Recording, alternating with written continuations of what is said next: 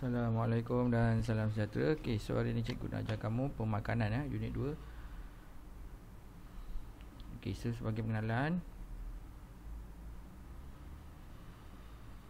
Okey, keperluan pemakanan berbeza pada setiap peringkat kehidupan seseorang. Bagi bayi yang baru lahir, susu ibu merupakan pemakanan yang terbaik. Okey, kanak-kanak pula memerlukan tabiat makanan yang dapat memastikan pertumbuhan dan perkembangan mereka.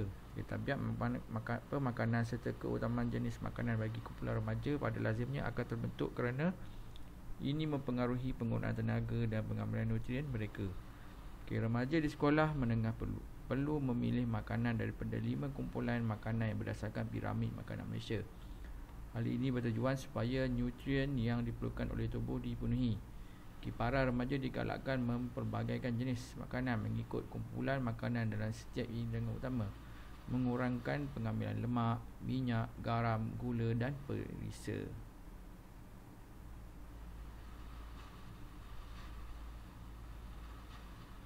Okey, kita tengok sini buku Diet Seimbang Hidup Lebih Riang. Buku panduan Recommended Nutrition Intake for Malaysia 2017, terbitan Kementerian Kesihatan Malaysia telah mencadangkan keperluan kalori sehari bagi remaja lelaki dan perempuan. Mereka yang berumur di antara hingga 13 hingga 15 tahun ialah 1930 hingga 2760 kalori dan 1580 hingga 2260 kalori masing-masing, seperti yang ditunjukkan dalam jadual di bawah. So ni untuk lelaki lah. Kalau kurang aktif, maksudnya tak bersukan ke apa, makan banyak ni lah. Kalau ada bersukan sikit-sikit, yang ni kalau sentiasa aktif, ni sentiasa aktif lah. Pagi petang training kan, so kena makan banyak ni. Kalau aktif, just macam petang dia makan, exercise, so dia kena makan banyak ni. Sama juga dengan untuk perempuan lah. Mari kita ikuti perbaulan antara ni Yasri dan Ain. Berikut ialah perbualan antara ni Yasri dan Ain yang sedang merancang menu makanan untuk perkhemahan pengangkat hebat yang akan berlangsung selama 3 hari di Taman Negara. Ni Syari. Ain, mari kita teliti jadual keperluan kalori untuk remaja lelaki dan perempuan. Ain pun cakap, satu cadangan yang baik supaya menu makanan yang kita rancangkan bersesuaian dengan aktiviti dan keperluan kalori setiap rakan kita.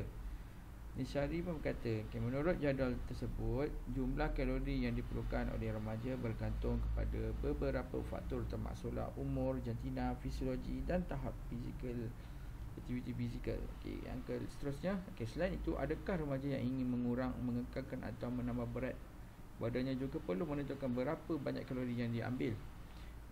Anggaran jumlah kalori yang diperlukan untuk mengekalkan imbangan kalori juga mengikut umur, jantina dan 4 tahap fizikal. Ain pun bercakap, mari kita tuliskan aktiviti fizikal yang akan dilakukan mengikut tahap dan kumpulan remaja supaya mudah bagi kita merancang menu makanan yang memberi jumlah kalori yang bersesuaian. Nisyari pun kata, bagus kita jadikan jadual ini sebagai panduan utama. Dia merancang kemudian kita pergi kepada ketahui keperluan kalori remaja. Manusia memerlukan tenaga untuk kehidupan seperti bernafas, bergerak, bekerja, membaca dan sebagainya. Tenaga ini dapat diperoleh daripada pemakanan yang diambil oleh seseorang. Jumlah tenaga yang diperlukan oleh seseorang bergantung kepada sejauh mana dia aktif dengan aktiviti fizikal, keadaan fisiologinya, jantina serta tempoh tugas yang dilaksanakan. Mari kita lihat aktiviti seorang pemain hoki dan seorang pemain pingpong sedang mengakses maklumat tentang nilai kalori makanan di laman sesawang. Inilah dengan telefon pintar untuk menegakkan jadual makanan mengikut makanan seperti di bawah. So ni roti, mentega, telur 1 biji, susu, cekodok pisang, pisang goreng, capati. Sampailah bawah ni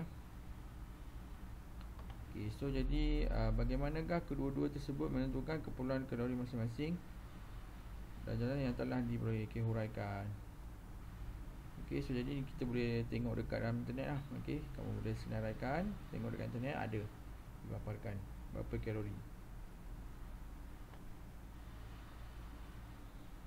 Okey, so jadi kat sini kita tengok merancang menu makanan seimbang. Okey, menu makanan ialah susunan makanan yang diambil oleh seseorang individu setiap hari dan haruslah terdiri daripada pelbagai jenis makanan dan jumlah nisbah yang sesuai supaya nutrien lengkap. Ini penting bagi memelihara dan memperbaiki sel-sel tubuh serta proses kehidupan yang merangkumi pertumbuhan dan perkembangan diri seseorang individu. Untuk merancang menu makanan seimbang, seseorang individu boleh merujuk kepada piramid makanan Malaysia sebagai panduan asas. Menu makanan seimbang yang dirancang perlu merangkumi 4 aras makanan yang mengandungi 5 kumpulan utama makanan, iaitu bijirin, sayuran dan buah-buahan, daging dan kekacang, hasil tenusu, minyak. Faktor-faktor lain yang perlu diambil kira termasuklah tahap aktiviti dan kandungan kalori dalam setiap makanan. Berikut ialah satu contoh menu makanan yang seimbang untuk murid-murid yang sederhana aktif. So jadi contohnya dekat sini sarapan pagi dia kata dia minum susu rendah lemak, roti putih, telur separuh masak, so 440 kalori. Kemudian minum pagi teh o, sandwich 200. Makanan tengah ni nasi putih, yang goreng, sayur rebus, air kosong dan buah-buah 2 potong, so 559. Minum petang jus buah segar, kari pap,